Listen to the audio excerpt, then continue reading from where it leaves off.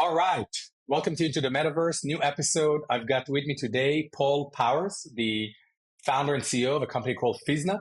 You probably have not heard about it, but we're going to unpack what it is, why it's exciting, and we're also going to talk about how you got to even do this venture. So we picked up on a few things, including beers in Germany before we started recording. So we'll connect all the dots. But before we start, Paul, what has been your journey into starting, founding, and leading, Physna before we even get to what the company is doing? Sure. I'll try to be brief. I'm not known for brevity, but I'm working on it. In a nutshell, I grew up homeschooled in the Midwest. Got to go to college kind of early because, no one's actually grading you. So you just kind of go through everything as fast as you want. And I was at Harvard for about a semester, and it was very different than I thought it would be. The American universities are pretty controlling, it seems. Like you have to be in class, and that might not sound controlling to other people, but when you grew up all learning on your own, that is controlling. So I obviously wanted to travel, so because I was pretty not sheltered, but I didn't really get to travel a lot when I was younger. So I decided, okay, let's see what I can do. Did an exchange year in Switzerland, learned German, loved it because they don't care how you pass the exams. They just care that you pass the exams. They don't care where you live. They don't care what you do. They don't, none of that matters. It's just pass the exams and then live independently of that. And for me, that was great. I love that. And so I decided, hey, I'm going to give this a shot. Switched from studying science and, like science, math, and technology it's always been my passion. But my real goal in life was to leave behind as big of a positive footprint as I can and going in the right direction for mankind, right? Like see how much of a positive influence I can make. And I thought the biggest way to do that is starting a company. And at some point decided, hey, this path that I'm going down right now, or I'm learning how the technology works, and I love about mathematics and astrophysics. It was like what I was majoring in at Harvard for undergrad. Decided like maybe it's actually better if I just focus on running the company instead of going into too deep into the technical side and mathematics side of things. And so I switched over to law, which is crazy. But in Europe, it's a little bit different. Or at least in Germany, it's different than it is here. Went from Switzerland to Germany because it was cheaper and to live there. And somebody started off initially with somebody telling me like, hey, you can't do this. I was tutoring this lawyer in English, and he's like, and I was told him like, a lot of people tell me that over here, if you want to get into business, you got, if you want to network, the best way to do it is to go to law school. And, I was thinking about maybe that's maybe worth doing. I don't want to be a lawyer, but maybe that's something I should explore. And he's like, you can't do it. And I was like, why? I'm not you to be a citizen. He's like, no, just the German's way too hard. You're not going to be able to speak the language that well. I mean, Germans have a hard time with it. It's really difficult. He brought over this real big book, put it in front of me, said, do you understand anything here? And I'm like, no, I don't understand any of it. But, it was at that moment that I knew I had to do it because I was really bothered by that. It was more the smugness about it than anything else. So long story short, did it. It was a long, hard, and at the end of the day, kind of useless degree, but it worked. I mean, they were right. You get to know a lot of people in that culture. That's kind of what people study if they're business minded for the most part. And this business school isn't as big of a thing over there. And why is that? Maybe little, teeny tiny side note. Why is that? That's actually, I've never heard that before about Germany. I mean, I don't know if that's a universal opinion or if that's just what people I was around were saying. It also could be like a regional thing, right? I mean, in Germany, it used to be 300 different kingdoms. So, the dialect and culture changes pretty dramatically throughout the country. But at least in southern Germany, where I was, most people said, like, if you want to go into business, and especially if you want to network, right? It was the networking thing that was important for me because I didn't come from money. I didn't come from anything. So it's like, okay, I need to network. I need to get to know people. And also you need to have a degree that is going to really mean something, kind of serve as like a badge. Over there, they're very academia, or like, I guess, academics first. They're very focused on academics, but almost more so than like in America, it's all about money. Over there, it's all about degrees, right?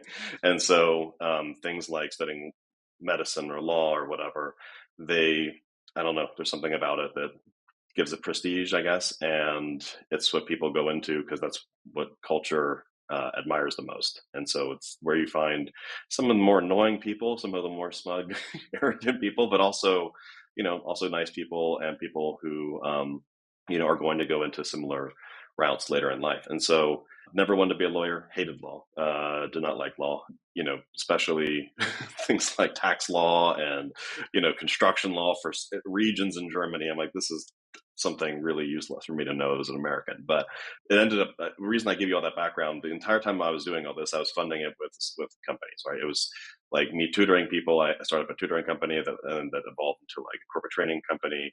I knew I wanted to start a company, right? And the question was just what? Like, I need to start.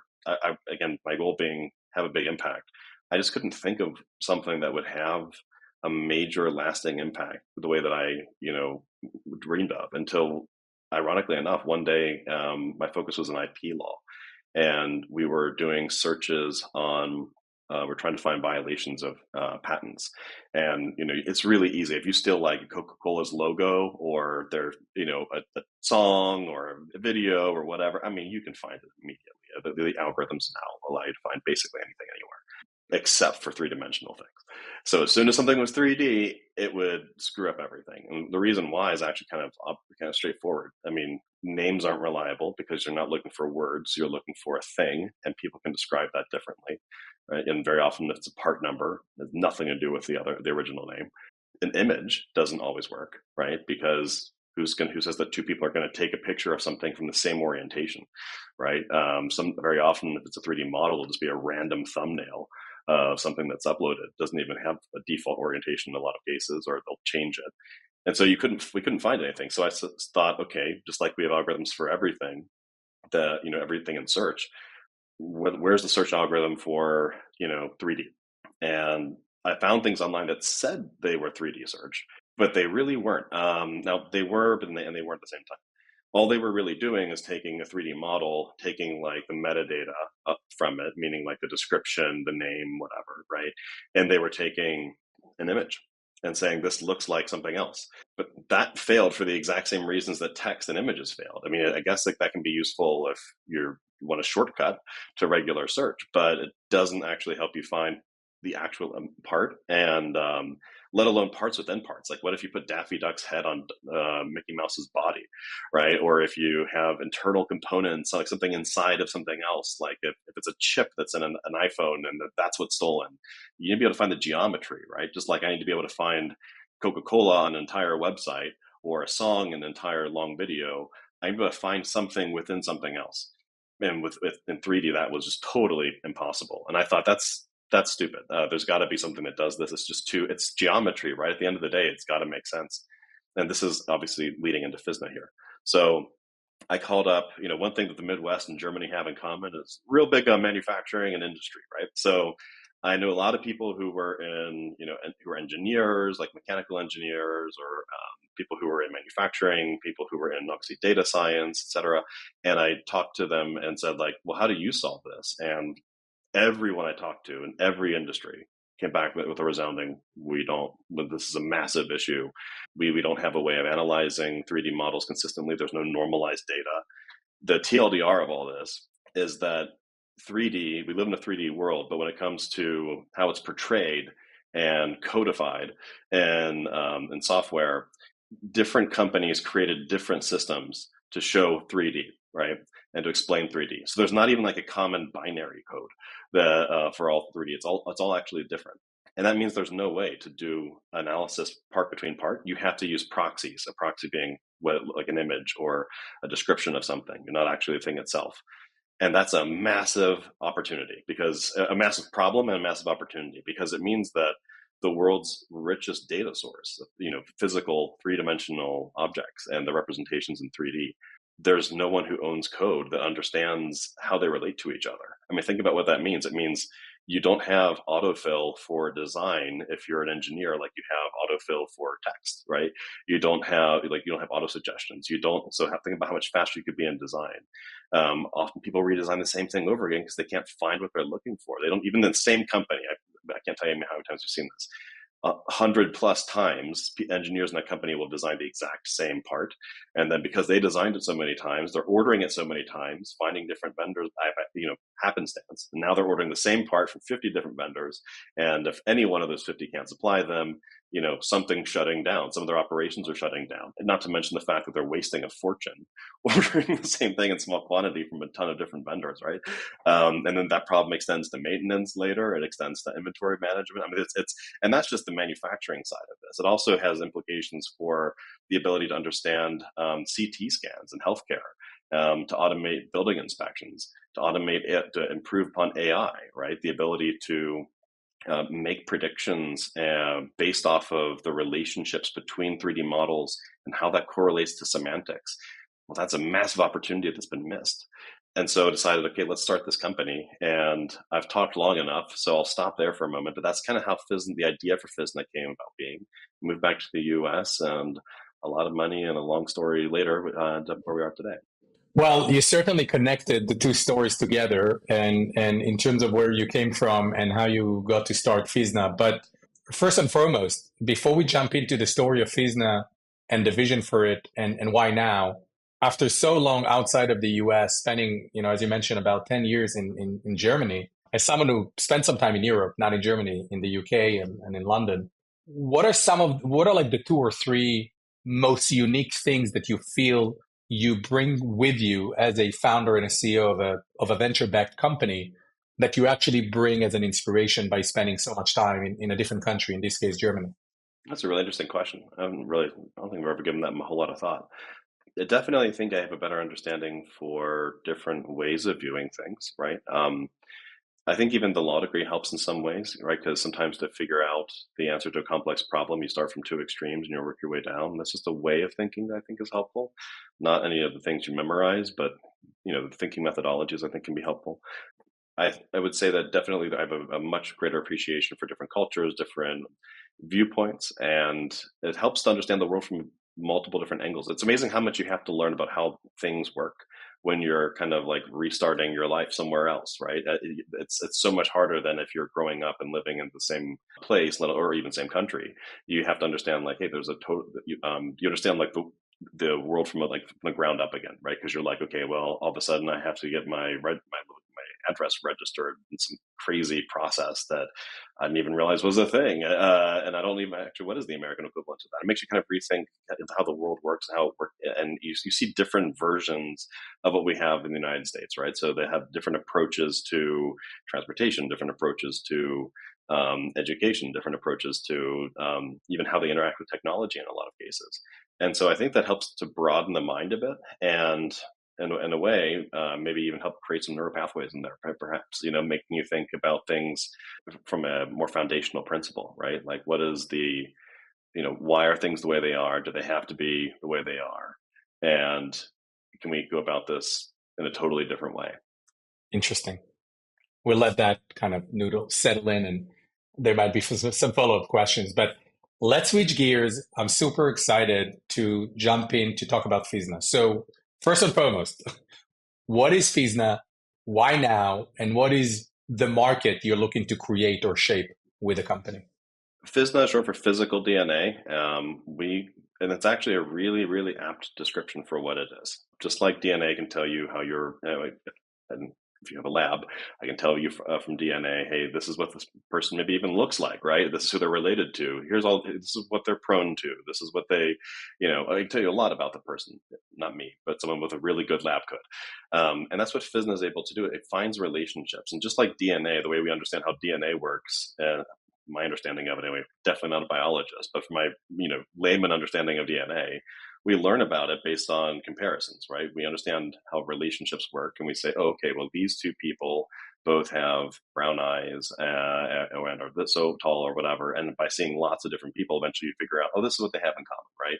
So these are the genetic markers that mean, brown eyes, for example, right? Or a certain height or whatever. What Physna does is the exact same thing, but it's a deterministic way of analyzing things, meaning it's not guessing and saying, maybe these are the same thing. They look kind of similar. It's saying, no, these are exactly the same in these ways, and this is exactly where they're different. And we do that by normalizing code. So we take in models from different sources, from different disciplines even, right? So it could be CAD models that are designed in different programs. They can be 3D scans. taken even with different 3D scanning technologies like LiDAR or photogrammetry off of your cell phone, for example, right? It's not like it's inaccessible, this technology. And we can take that data, normalize that into code that represents not just what the overall shape looks like, but what every aspect of that model entails, including internal geometry. Just like you can find letters in a book with search, we can find, geometric characteristics within a model.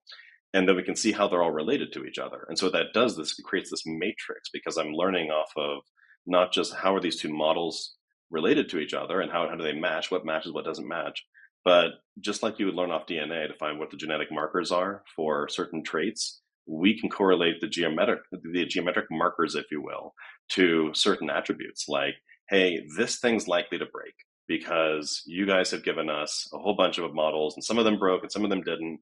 Turns out the only area of geometry that was a difference between all of these is this area here. And that is a 100% correlation to breaking, not breaking, or being manufactured in this way versus that way, or being categorized as a this part versus a that part, needing this much material, or being, or having, being associated with a certain cost, right? Or a vendor. So that's what the technology does. How it's used is, frankly, there are many, many use cases that we cannot service because we're one company and have one go-to-market team that's small, right? But we support really all use cases, not all use cases, but the product use cases in terms of like the product life cycle. And so we narrow those down into really 3 stages of the product's life. Just keep it simple. We have the engineering use case. So you have an idea in your mind and you start to design something, right? Well, now because we have that deterministic analysis of that model, right, and we understand how that model relates to other models, we can tell you, hey, you're in the process of designing, most likely this thing here, because we've only seen that specific geometry in all these different models. And so I can prevent you from redesigning something over again from scratch unnecessarily. And I can also speed up the process if the model that we're matching to isn't identical, but it's pretty close. Well, now instead of taking hours, it's taking a couple minutes, right? We're able to increase engineering efficiency by about 5x. So you're about 5 times more efficient, faster, and also even better in some ways at designing than you are without it. Because again, we can find the characteristics that tell us, hey, that might actually be a bad idea. That might not be compliant. That might not actually fit, right? That's one. The second thing we do is we help we help with the supply chain, right? So obviously within a company, we can tell you immediately, hey, you've designed this thing a million times, right? Here it is, here, and give you the opportunity to standardize and tell you, and notice if you are ordering the same part from different suppliers, hey, you can consolidate that, order them all from the one supplier that's best, maybe the cheapest and highest quality one, and get a bulk discount, save a ton of money, avoid downtime, right? There's a lot of value there. And you can also standardize. You can say, okay, maybe a lot of the models have small changes between them or differences, but they're non-functional differences. They're aesthetic or just incidental differences. Like, okay, this table, or not table, a better example. This bracket has a 1 degree difference in the curvature than this other bracket. Does that matter if the whole position is the same, the material is the same, et cetera? Maybe, maybe not. But if it doesn't matter, you can say, cool, let's use the one that fits everything and stop ordering or building thousands of different brackets. And so that's another use case where we used. The third use case is when you have something or when you need something, right? So like we've gone from the creating of the model to the identification of, hey, have I done this before? Like, what's the ability to standardize and help with my supply chain or an inventory, et cetera? To now, okay, now something exists. It's a physical object. What can I do with it? Well, you can scan it. You can take a picture of it. And what we've done with images, as I mentioned before, image technology, like computer vision is really good, especially nowadays. It's gotten really, really good with ChatGPT, OpenAI in general. Google has some good tools. But they're only really good at things like this Diet Coke, right? If you take a picture of this Diet Coke, you probably can even change the orientation, frankly, because it's Diet Coke. Google will have, and anyone, ChatGPT, zero issue whatsoever, immediately identifying that's Diet Coke and here's everyone who sells it and blah, blah, blah. Here's a bunch of information about it. But if I give it something more obscure, let me see if I have anything really random in here. Luckily, I got some leftover things from building this desk. Okay, so if I take a picture like this, all right, okay, what is that? Well, I don't know. That could be a ring with a diamond in the middle. I can't really tell if it's not close enough. Or it could be some sort of screw. Okay, which one? Can you tell me if there's nothing in the background what size this is? If it's on a white background, no. Can you tell me which out of the millions of screws this is? Or is it a screw? Is it a bolt? Is it whatever? I mean, there are very tiny differences in the visuals between different parts that are really hard to pick up on. And if you're using something non-determined, it's purely based on non-deterministic images, right? You're training off of what you've commonly seen. And, I don't care what you tell me, this bolt or this, what is this, a nut and bolt combo here, this has not been photographed in this orientation often enough for Google or ChatGPT to be able to tell you it's this very, very, very specific part, 100%, not just this category of part at this exact size, etc. What Physna does to make that possible is it's trained off of the 3D relationships. And so it's able to identify, even with an image, very precisely what that is. And all we're doing there is we're not trying to compete with ChatGPT or with OpenAI or Google or anything. We're using existing technology like for computer vision. What we're doing is we're augmenting that training though with the geometric relationships so that we can get really precise. And that brings to the last use case, which is take a picture of something. We can tell you exactly what it is, who it comes from, with great confidence, show you the differences between different options, and do that not only across your own inventory, but also across like a massive supplier database from models across the world. And we can tell you with great precision, this is who, what that is, this is who it's for, etc. So that's the biggest use case. There's others that I could talk about if you wanted to hear me rant forever. Obviously, in AI, analytics, predictions, etc. There's a lot of use cases that we're used for in addition there, like automating quoting and stuff. It can be used for inspection automation. It can be used for quality control automation. But those are the ones that we primarily see and focus on. And what are some example of the real impact you guys are already making with Physna on businesses, companies, enterprises? So we work with a lot of different companies, a lot of different sizes. We also have deals with the U.S. government, right? So the Department of Defense in particular. And one big deal that we have there is to help with the supply chain, right? That use case I just mentioned there at the end is exactly what they do.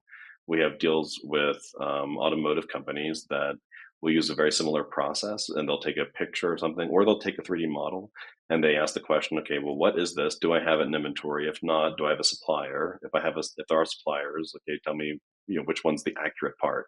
And then or they'll use like the 3D model and say, okay, well, automate a quote for me because, like let's say that a design comes in and you have to build a mold for it or something, right? We can tell you, hey, well, this part correlates to this mold and this is how much you quoted. And here's the exact geometric characteristics that mean you probably should design this very specific thing. So that's very commonly used. Almost every customer, whether they're using it for engineering, for analytics, for supply chain, for inventory management, whatever the use case is, they will also use some degree of AI, right? And when I say AI, I mean like AI that's trained specifically with that core tech that we have. And what it does is that massively enhances the rate of learning on 3D models to the extent that we can predict things like, what's likely to cause a failure between models with just a few models of data. We can even do generative, but with generative that is very, very, very specific to that company because we don't need to train off anywhere near as many models as you would say. We actually had an investment from Google that we received, and one of the reasons they invested was that we had published a quick paper, and we had a prototype that we shared with them of a actual like entire scene generator. It would create entire scenes with furniture in cities or in apartments and kitchens, wherever you wanted. And you could ask for basically anything you wanted, and it would create a true 3D model, not like, and this is really technical, but like a Nerf or a Gaussian. All that really means is like most people, when they say they're doing generative for 3D, they're not. Well, kind of. What they're really doing is taking like, think of it like a balloon. It's just the outside, just the external geometry, pretty rough, typically not geometrically accurate. You definitely wouldn't want to rely on it for, use in the field. Maybe okay to like 3D print something for your shelf, but like not okay for actual, any real utility or use. And so, but we can actually create true 3D models with the internal geometry and everything, and entire scenes of them or entire assemblies or recommend the next step or what handle to add to something, right? Off of a very, very small database. And that's something that I can't say we have a lot of adoption for yet. Most of the AI has been analytical so far, but we have had a lot of interest in that approach. And so that's something that we're exploring with a number of our customers now recently. When we talk about the notion of a physical DNA, I cannot not think about the many conversation I had with people like, George Church, who was among the founding fathers of the Human Genome Project. And we know what happened with the Human Genome Project, right? And how the cost of capturing and analyzing our genome has decreased over time. What are some of the fundamental technologies that you believe are enabling you to do what you guys are doing today with Physna? And what do you think is going to happen over the next 3 to 5 years to accelerate the level of innovation that you're seeing from your customers because of the products and the services you guys are building? Well, other than the core tech that we built internally, there is additional technology that we use that helps us for certain use cases and also to accelerate some of the training that we do, right? As I mentioned, we're not trying to reinvent computer vision. That would be stupid because there are companies spending billions of dollars on that. We don't have any business competing there. What we can do is accelerate the training, right? And customize that training specifically for our audience. And also things like on the AI front, right? On the generative front, there's no need for us necessarily to reinvent how some of these AI models are developed or are used. But what we can do is change how, like, what data are they analyzing and is it normalized? One of the things that I see coming down the path, and I think this is really, really exciting for me, is that one of the things we recently released is the ability to collaborate with other people live on a 3D model and do so from whatever design program you're in, right? So, and I say that like you can be in Blender, they can be in CATIA, someone else can be in something like Tinkercad or whatever, right? And you can collaborate on a model and have that. And in our database, what's happening is the model from your end, their end, everything else. Again, the code is totally different. Traditionally, it would not work collaborating on this live, right? But what we do is we normalize that into this. We call it PNA. It's an abbreviation from an abbreviation. Physna is physical DNA. PNA is short for Physna, right? So it's internal nomenclature. We turn it into PNA, and then that code can go the opposite direction, right? So we can say, okay, now give it to me in my format, right, that I like to use in a lossless way, which is a really, really big deal because it means, hey, I can take a CAD model that has, maybe it's an assembly and it has moving or parts that, fit together. And normally, if I were to convert that over into something like mixed reality or augmented reality, virtual reality, something like that, right?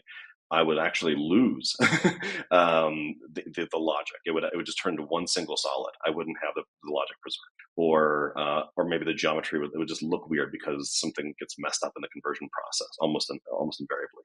But not with us because we're actually normalizing that into this universal code, and we can preserve that logic. What does that mean? Well, it means that the universe of models for the metaverse, right, just got infinitely large because we can take models from scans, we can take models from every source in the world and seamlessly convert that over for the metaverse, allow you to search whether it's with an image or the 3D model itself to find very precisely what it is that you see in your environment, convert that into whatever format you want. So I can be walking around, say, hey, that's a really interesting thing. What is it? Just looking at it, if I were to have say an AR headset on, we identify the exact part. It's, again, the precision means that I'm not going to get something that looks vaguely similar. I'm going to get the exact thing. And then we can find the original model, convert that into whatever you want. So you can copy paste it through your headset, or you could say, okay, well, 3D print it for me, and we'll turn it into the right format for 3D printing, probably STL or one of the other formats that are coming available now. So that's what I find really exciting. And also on specific to our company is that we're very API central. So we do have a user interface, we have demos, we have everything else. But most people, when they use Physna, don't know they're using Physna.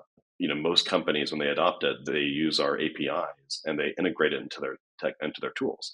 So, in some cases they're tech companies, in some cases these are manufacturers or whatever. And what they do is they'll use Physna, and let's say that it's the image search capability. If I need to know what that part is, you'll take a picture. The very, very, very precise part will show up, and you'll think, wow, that's a really cool tool. You have no idea that anything 3D happened in the background, right? But it did. And so that's what excites me, is that the world is, we're finding that the worlds of the physical and the digital are being bridged, becoming merged. And I see that happening at a much faster rate now, especially in the next couple of years. I mean, this is essentially, that's why when people, obviously on this podcast, we talk a lot about the metaverse. And I think one way to think about the metaverse is it's a thing, it's a technology, it's the next internet, et cetera, et cetera. Another way of thinking about the metaverse is the convergence of what you described, where what if it's a moment in time where the physical and digital basically become one, right? And they're seamless and symbiotically interacting, both on the enterprise, industry, and consumer. That is a very exciting future to talk about. One proposition maybe you guys should, and I'm sure you think about, is you can do something like what Intel has done, and you can say, Physna inside.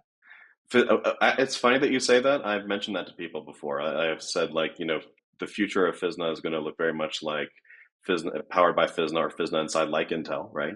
I've used that exact example a number of times. Like, people don't even realize that it's powering what they're using.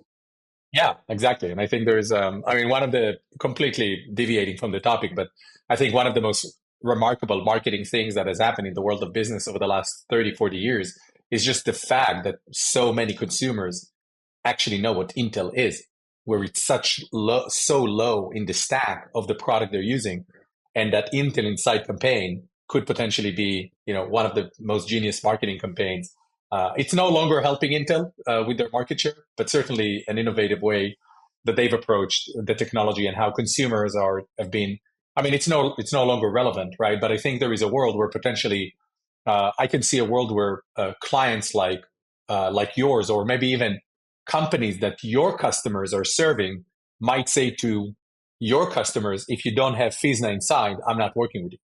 I love that idea. I think that's great. It's actually worth thinking about. Maybe we should make that, a mandatory thing, or maybe not mandatory, but say, like, hey, you get a discount if you mention Exactly. powered by Physna or something like that. Exactly. Yeah. Build an ambassador network. 100%. That's really smart. I want to switch gear to one more topic to kind of chat about, which is a bit more on the entrepreneurial journey side. I'm really curious. You guys have raised significant capital from fantastic investors, strategic and venture funds. I'm curious, what has changed, if anything, from the original pitch you gave for your first investors, and how you're describing or talking about Physna today? At its core, it's the same. What's changed is that, instead of having to talk about Physna as a concept, right, or as just technology, and then thinking about the future where it's being applied, we now point more towards case studies, right? Like, okay, hey, this is what we do. We help these companies save. I mean, I can give you so many crazy case studies that are, where we're saving, many cases, 40% of supply chain costs. Like I already mentioned, the engineering use case, improving operational readiness by massive margin. We have an automotive company that has that we're saving, almost, their forecast is we'll save them about $500 million a year just using Physna. So, like, there's a lot of great case studies, and so we have the ability to start with that, and then obviously the investor asks, well, then how are you doing that? And then I get to talk about tech. What I found is that, and I'm guilty of, I did it again here, right? I always do this. I'm such a nerd that I like to talk about the tech first, and then I'm like, ooh, this is how we're doing it, and this is the problem we're solving. It's almost like, instead of binary, it's almost like trinary code, but no one's invented it. We have a patent on how this whole thing works, and people are like, what are you talking about? Like, why do I care? That's such a nerdy problem. But it's like, no, because this impacts everything. I mean, you don't realize that the vast majority of data in the world has not been analyzed and can't be analyzed until it's normalized, right?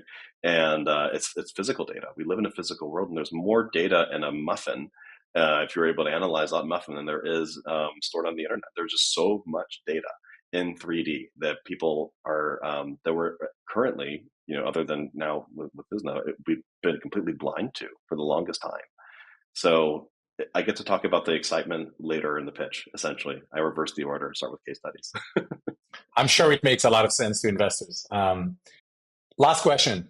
What are you most excited about for the next 12 months?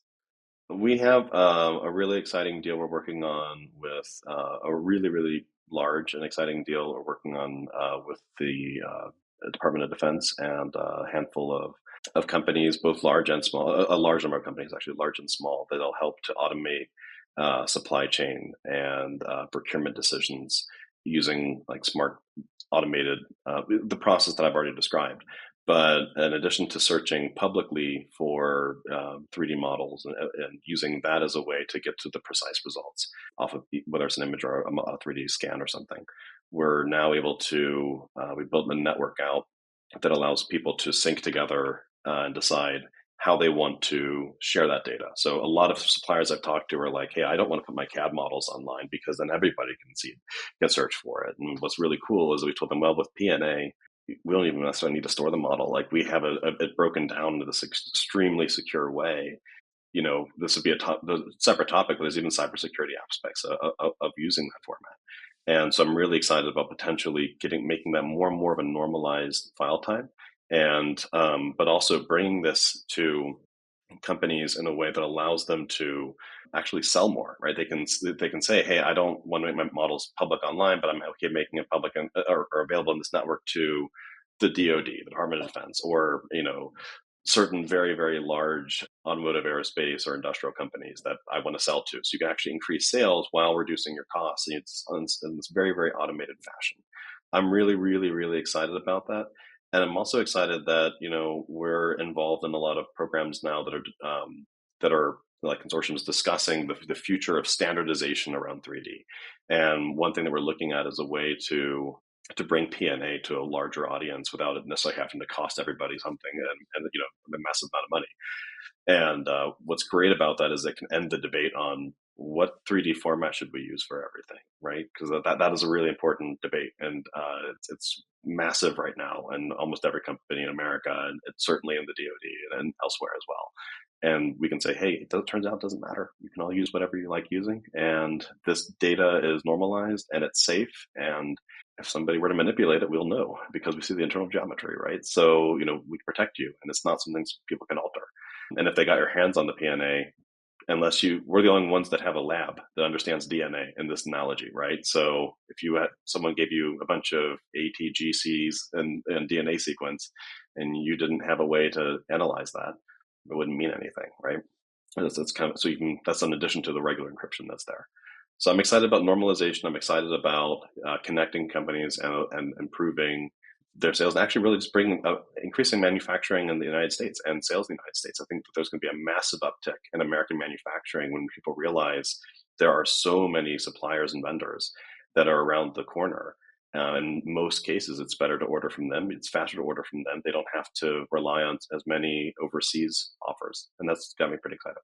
That will be a wonderful future, and you're totally right. There's so much untapped potential, and hopefully this is going to be a great century again for American industry. Uh, Paul, founder and CEO of Physna, thank you for joining me. This has been fantastic. Thank you. Thank you so much for listening to this week's episode of Into the Metaverse.